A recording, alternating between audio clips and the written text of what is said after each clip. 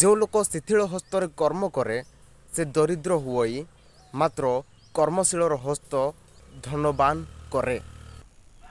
प्रिय माने आपण माने जदि कौन भी कर्म हो ताहा कौन भी कर्म हो आपण लेबर हो थाई पारंती, आपण चाकरी करू थाई पारंती, आपण बिजनेस करू थाई पारंती, आपण जने स्टूडेंट हो पारंती, आपण जने लेक्चर हो पारंती, के भी आपण माने जदि शिथिल हस्तरे आपण माने जदि अलसुआ हेबे तेबे आपण धनवान हेबे नाही। जेबे आपण कर्मशील हेबे, जेबे आपण आपणार समस्त शक्ति सहित कौन सी कार्य मध्य करेंगे, आपण जे कौन भी कार्य करुछंती सेथिरे जदि संपूर्ण शक्ति सहित काम करेंगे तेबे परमेश्वर आपण सहित अछंती, से आपण को धनवान करेंगे। आत्मिकतारे शारीरिक उभय से आपण को आशीर्वाद करेंगे।